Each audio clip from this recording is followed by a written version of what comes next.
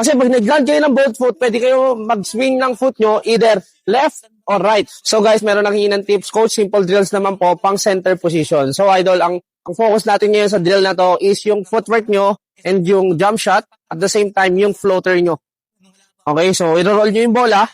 And then, pag roll nyo yung bola, 2-step. Okay, and then left foot, turn. Pag turn nyo yung focus nyo dapat, naka-face kayo sa basket. Roll the ball, and then jump stop. Okay, then left foot, then tira. So mga kaballers, kaya pagkapunta nyo dito, ang sinabi ko, jump stop, both foot land. Bakit? Kailangan both foot land. Kasi pag nag-land kayo ng both foot, pwede kayo mag-swing ng foot nyo either left or right. Okay? So pag land nyo ng both foot, pwede gamitin nyo yung right foot.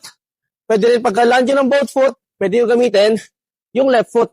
Mahirap kasi na mga kaballers, pagka kuha nyo ng bola, 1, 2. Ang mangyayari doon, yung last step nyo to, ito na yung gagamitin yung paswing nyo ng foot.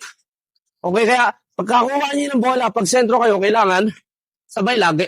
Okay, mas magandang ganon. Para either foot, pwede kayo gumalaw. Tapos natin kasi dito, pag may kalabang ka, face sa basket. Okay, pagka face mo sa basket, pwede mo na itira, pwede ka mag-drive, pwede mo i-pass. Pick up dalawang kamay, face the basket, then shoot the ball. Lipat tayo sa kabilang side. Okay, land both foot, right foot, square to the basket, then tira. Yung concept lang mga kaballers, no, is yung pag-turn nyo or yung pag-face nyo sa basket. Okay, ayun yung concept nun. Ibig sabihin, kahit nandito kayo, same thing lang rin.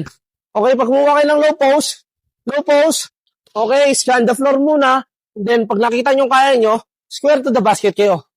Okay, then pwede kayo mag-drive, then spin move, then shoot the ball. Okay? Mahalaga na lagi kayo nakaka-square sa basket. Okay? Na backdown lang kayo ng backdown. Kailangan, pagkuha nyo, lalo na pag strain nyo yung shooting, kuha. Okay? Pose. Then square up. Then pag malayo, may space, pwede nyo na itira.